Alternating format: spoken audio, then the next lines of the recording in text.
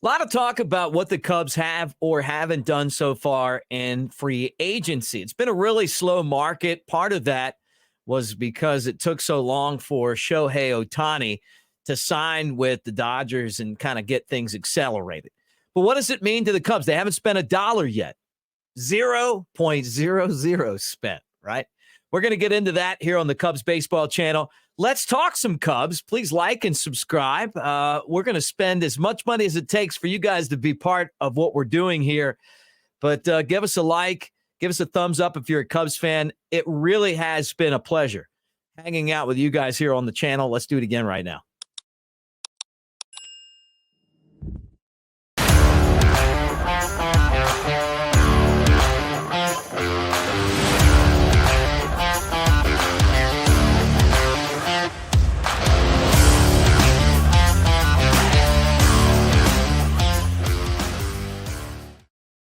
What do you say, everybody? I'm Mick Gillispie. Welcome to the Cubs Baseball Channel. Make sure that you like and subscribe. Be part of what we're doing here. And, of course, we appreciate you hanging out with us here to talk some Cubs baseball. We try to do it every day for you, sometimes more than every day. But in the morning, I like to have, like, the quick hitter just to kind of give you the news of the day. And then we'll, bust into conversations like with Paul Sullivan or our show with Tim Wilkin, the former Cubs scouting director, other people as well. So thank you guys for hanging out. All right, let's talk about Rhys Hoskins because he's one of the names that keeps popping up as far as the Cubs are concerned and a possible destination. And I'm going to tell you, to be honest with you, I don't know that I'm totally sold on Hoskins being the right fit for the Cubs and what it would mean if I saw they signed him. Now, what's ironic is he's got the same agent as some of the other guys that the Cubs are going after right now. And in the world of agents, I wouldn't want to be a guy who was represented by someone that was trying to represent other people. I'd want someone that represents me, because your person's going out there and it's like, oh, all of a sudden, you see somebody else that's represented by your agent.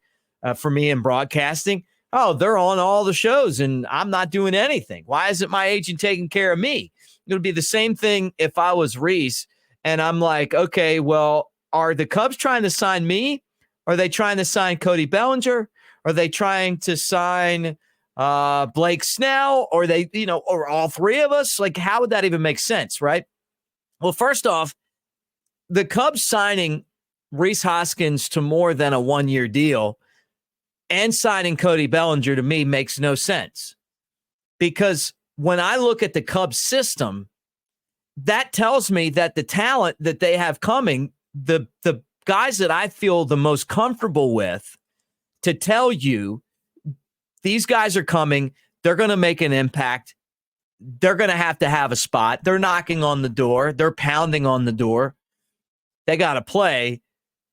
I'd say a pretty good group of them are in the outfield. And you've already got two guys signed. I don't know how many times I've said this. Seiya Suzuki, Ian Happ.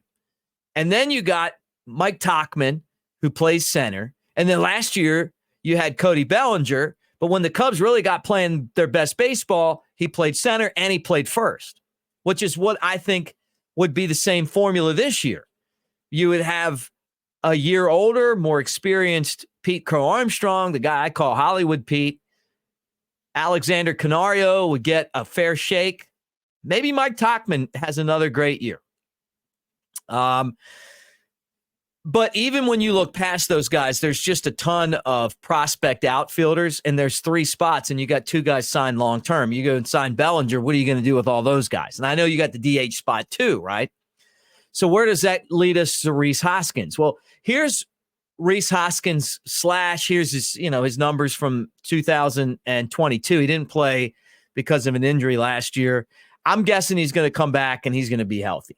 And he's always someone that, let's say this, that I've enjoyed watching. I think he's a good player. But here's the negatives. First off, defensively at first base, he's below average. And when I say below average, he's one of the worst everyday first basemen defensively in the league. The metrics tell you that. You watch him and you can see that as well. Is he the worst? No. but he's way below average. Compare that to some of the first basemen that we've had in the past with the Cubs. We've had some of the best defensive first basemen. Yeah, Anthony Rizzo, I think he's the best defensive first baseman in baseball. I still think that, even with him on the Yankees. I love the way that he moves around the bag. I like his soft hands for a big guy. I call him twinkle toes because he can just smoothly, like a ballerina, get around and make plays, and you guys saw that. He's one. Derek Lee, D. Lee, great first baseman. Makes your infield better. All the plays over at first. The guy that I wanted to be as a kid growing up, Mark Grace, great defensive first baseman. I got a first baseman mitt because I used to watch him play for the Cubs on WGN. I wanted to play first base. I had the Mark Grace t-shirt, the Cubs jersey. I thought he was amazing. And then you go back now as a pro and you look at him and you go, you know what? The guy was an amazing defensive first baseman. Rhys Hoskins defensively is not amazing. He's a liability. So maybe it doesn't matter as much because you got two of the best middle infielders in the game, right? So maybe it's easy. I mean, those guys just throw the ball over there and he makes the plays, right? I don't look at first base, though, as a position where you put someone that's not good defensively. I look at it in a very different light. I think you put a great defender at first base because it makes your entire infield better. He saves them with all the picks over at first base. It's the guy that handles the ball the most besides the pitcher and the catcher. So you got to have somebody over there that can take care of business defensively. He's not going to give you that. Now, what is he going to give you? He's going to give you home runs, 30 of them his last season. He's dangerous. 79 runs batted in. He gets on base with walks, 72 walks, but he strikes out a lot. And I feel like the direction of this game is we need to get away from guys that strike out all the time and get guys that put the ball in play. It's the argument that you have against Christopher Morel. Yeah, you hit 26 home runs, but you strike out and you don't make contact. And let me tell you something. Nothing good's going to happen to you if you don't make contact. That's why strikeouts are so prevalent right now, because they realize, look, if you strike out, you're not doing anything productive. You can use an out in the game of baseball to set your inning up to score runs. You know, look, if you got a guy at second and hit the ball to the right side, it sets your next guy up to ground out and score that run. So putting the ball in play and not striking out is huge. I appreciate the home runs as much as anyone else, and I know they're important too.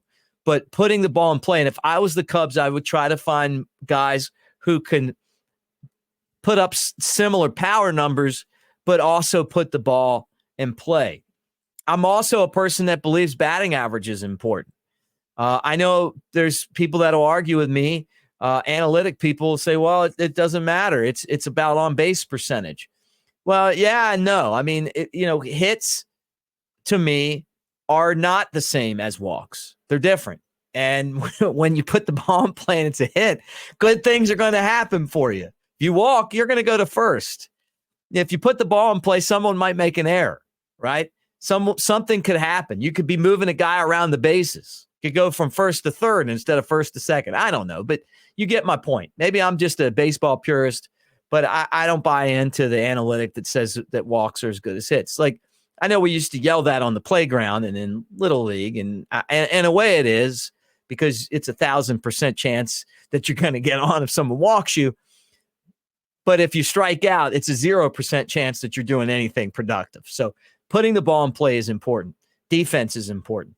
The other thing that I want to say is that the Cubs go out and sign Rhys Hoskins. I don't think it makes any sense to sign Cody Bellinger unless you signed Hoskins to a 1-year deal.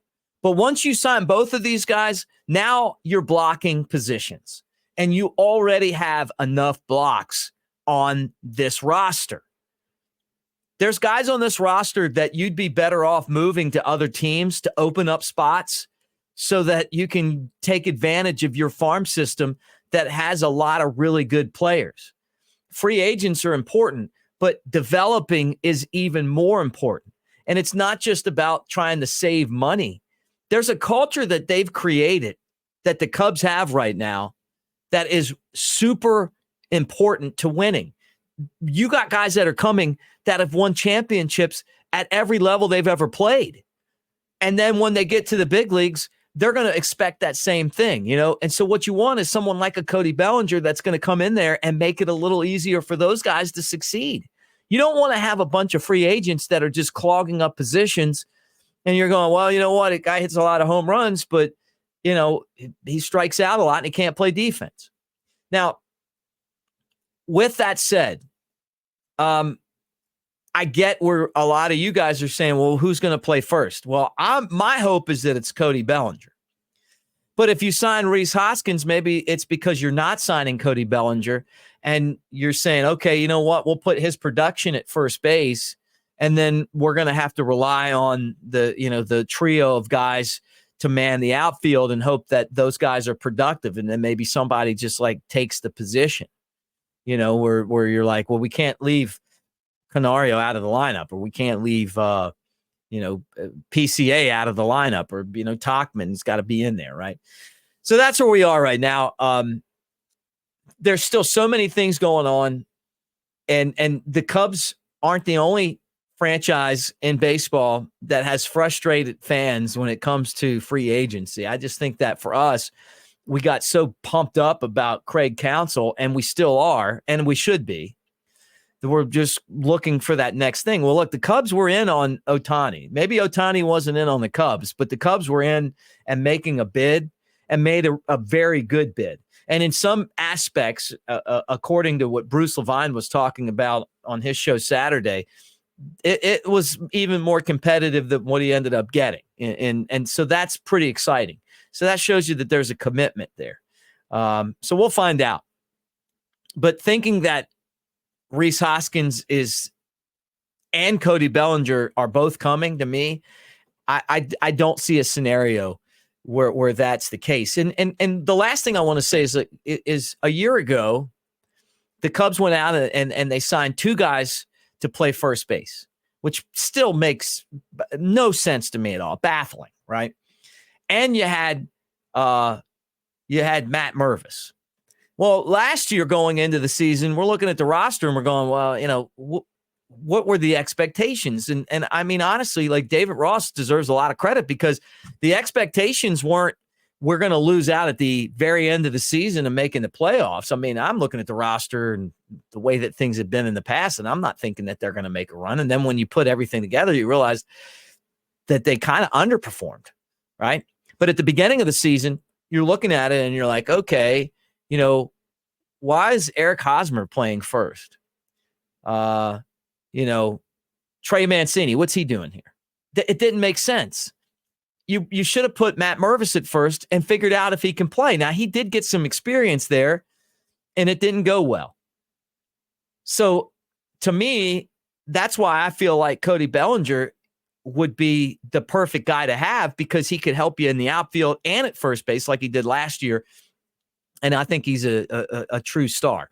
Now, I'm not the one that's putting out the money for him, but I just think he's a better fit. If you sign Rhys Hoskins, then that may be because you're not signing Cody Bellinger and you're saying, hey, you know what, at least we have some stability at first base and a guy that's proven some production. But I think that's where things are right now. And I, like I said yesterday on the video, I just don't know that this thing's going to move very fast.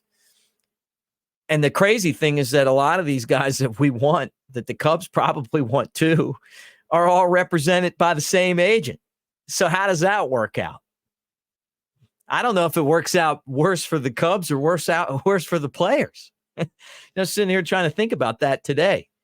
So anyway, that's where I'm at. You guys get in the comment section like you always do and tell me what you think. I love hearing from you. I respect all your opinions. I sit there and go through the comments, and a lot of you make me laugh because you're so funny with the things that you say and your perspective. And I hope that continues. That's what this whole channel is about. So anyhow, a couple people I want to recognize and thank. And the first one is our friend Chad Anderson, who's been at Disney World all week. He's been down there with his family. Hopefully he's staying away from the flu and not spending too much money. But one thing that we know about Chad is that he's great at the mortgage game. He's helped over 10,000 families get into homes and businesses, just like where I'm at right now. He was my guy for that. He's an investment consultant and an Airbnb expert and a huge Cub fan. So find out more at This Chat Is Real, and that's Modern Lending. Second thing I want to tell you guys is that right now the Smokies have free shipping. I don't know how long that's going to last, so you better hurry. But if you're a Cubs fan and you want, authentic gear, they've got it. They've got authentic Smokies jerseys that some of them are signed by superstar prospects like Pete Crow Armstrong and Owen Casey. They've got baseball cards that are signed by those guys. They've got shirts and Cubs gear and Smokies gear. They won their first championship in 45 years as well. So go check all of that out at smokiesbaseball.com/store. Thanks for hanging out with us, guys, and go Cubs.